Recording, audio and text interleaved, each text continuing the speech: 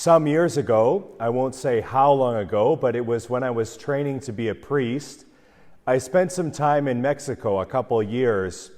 And when I first arrived in Mexico, my Spanish was very poor, could hardly understand anything. But I arrived just before Christmas, and it was a very beautiful time because they have a tradition there in Mexico, like some other places. It's called posadas. It's similar to the simbangabi, if you're familiar with that. But for about 9 or 12 days before Christmas, people gather there in the village, and each night they kind of reenact when Mary and Joseph go from inn to inn, seeking a place to stay. So you kind of go together from house to house, and you sing songs back and forth, asking to be let into the house. The first couple houses don't let you in, and then finally, at the last house, you get let in. And of course, there's a big celebration then. Everybody eats a lot of food, and many songs are sung. Now again, my Spanish was very poor at this time, but I remember one song in particular that I would hear was very striking for me. It's called Los peces en el río, the fish in the river. Some of you might know it. And again, at this time, I didn't really understand the lyrics, but it was very powerful to me. We'd sing it oftentimes in a house, and I remember feeling very emotional when I would hear that song. I didn't understand much of it. I knew that there was something about fish, that were in a river, that were going to worship Jesus when he was born. But I was imagining in my mind what those lyrics were saying. And so I kind of built up this song in my mind as something very profound. Now the next year, we also had the posadas. And by this point, after a year or so, my Spanish was a little bit better. So when I heard this song, Los peces en el río, for another time a year later, I was surprised to hear the lyrics. They were a bit kind of more down-to-earth or homey than I was expecting. So again, it's about these fish who are going through the river and are drinking the water as they're going to worship Jesus when he's born. But the first verse actually starts with Mary by the river, and she's brushing her hair. And I remember hearing this and I thought, okay, this is a little strange, but I can work with this. And then the second verse, it's kind of quite interesting. I'd like to just read the first couple lines of the second verse. La Virgen lava pañales y los tiende en el romero. The Virgin washes diapers and hangs them on the rosemary bush. This is not what I was expecting this song would be about. And so kind of this bubble I had built up about this song kind of burst. I thought it was kind of childish or a little too simple. However, as time has gone on and I've learned a little bit of humility, I began to see that this song, Los peces en el río, is actually very profound. I think that this song really communicates to us something that is central to this Christmas mystery, the Incarnation that we celebrate here this evening. This song, like the Incarnation, communicates an incredible truth, that God works in extraordinary ways, but God's extraordinary grace works through ordinary moments in life. In the ordinary day-to-day experiences that we go through, God's grace is found. So tonight, of course, we celebrate something truly extraordinary. We celebrate the Incarnation, something astounding. God has become a human being. God chose to save us, not by sending some human messenger or even an angel. God chose to become a human being to save us, to be close to us. This is the way that God is working in the world. God, who is all infinite, chose to become finite. The Creator, who made all things, chose to become part of his creation. The eternal Word became flesh. God did all this to save us, to be so close to us. There's a story that's told this time of year, and maybe some of you have heard it. It goes like this. There was an old farmer, and it was winter, very close to Christmas, a cold winter's night. And there had been a big storm, and the storm had just ended. And the farmer went to his barn to kind of check on how things were. And as he entered the barn, he was surprised to find birds that were caught there in the barn. The birds had kind of come in through the rafters of the roof to seek shelter from the storm. But now that the storm was over, the birds wanted to get out. But the birds were kind of hitting themselves against the window. They couldn't get out through there, obviously, and hitting themselves against the wall. So the farmer came into the barn and he felt pity on these poor birds. And so he opened wide the barn doors and he tried to motion to them, to chase them outside the barn. But the birds were afraid of him. They flew away from the open doors and began hitting themselves again against the window. The farmer began to be very frustrated and afraid for the birds.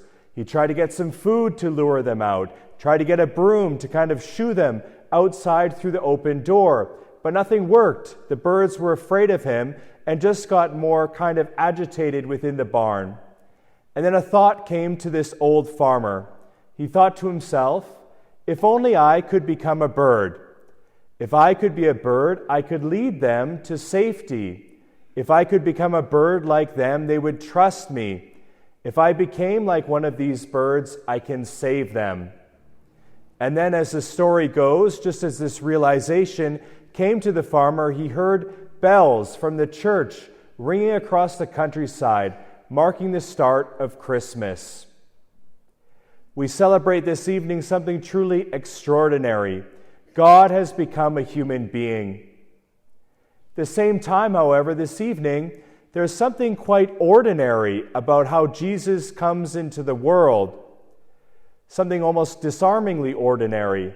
It's often said that there are two miracles at Christmas. The first is the fact that God has become a human being. The second is the kind of human being that God has become. So we gaze here this evening on this nativity scene, and we see something remarkable about how Jesus enters the world. God, in becoming a human being, does not enter the world in power, like a mighty ruler, or someone wealthy, or some incredibly well-known philosopher. No, God enters the world in simplicity, in humility, in a simple family. God enters the world in poverty, ultimately. Because of this, we learn that God enters the world in ordinary ways. God, in choosing to meet us, does not leave our ordinary existence, but comes so very close to us. And this is why I think that song, Los Peces en el Rio, is so spot on and so deeply theological, actually.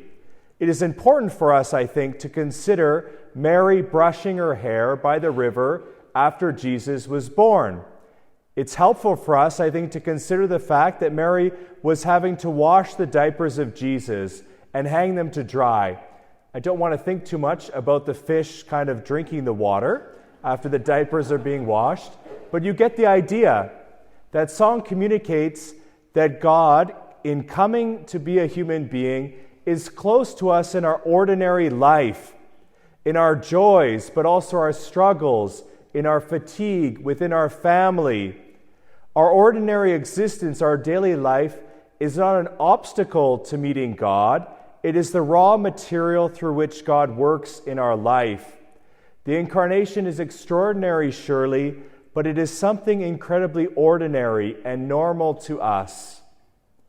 Christmas ultimately is an opportunity for us to rethink the way that we see the world.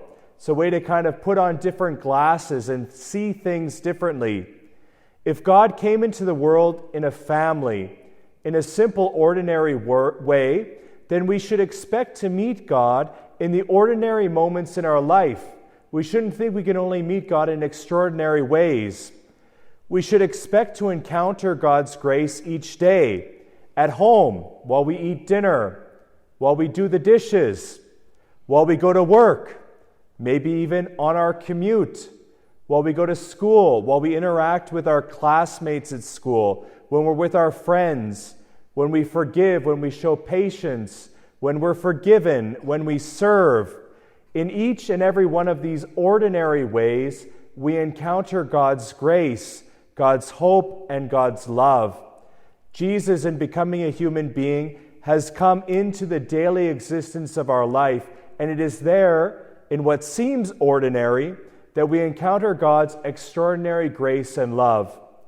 So perhaps a question we could ask ourselves this evening is this: What is something that seems very ordinary in my life right now, in which God is communicating His extraordinary grace to me? Maybe it's something positive. Maybe it's something challenging and difficult, but God meets us in our everyday experiences. For me, always, these Christmas Masses are really a way in which God communicates the extraordinary through the ordinary.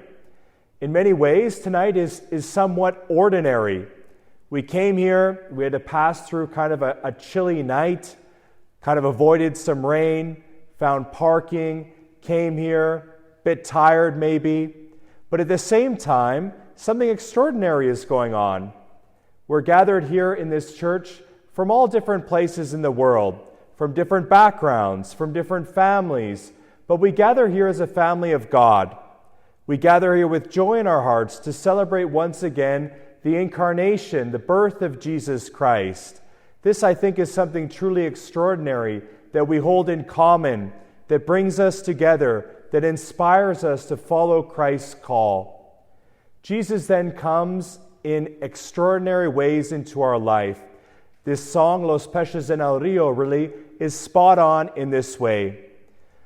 Let us then celebrate with great joy Christmas, the Nativity, the Incarnation, because in the Incarnation, God has chosen to meet us not outside our ordinary existence, but God has chosen to fill the ordinary with His presence. If we have the eyes to see, and I think this is what Christmas is all about, gaining those eyes to see, if we have the eyes to see, nothing is ordinary anymore. Because of Christ being born, every ordinary experience is an opportunity to experience the extraordinary grace of God.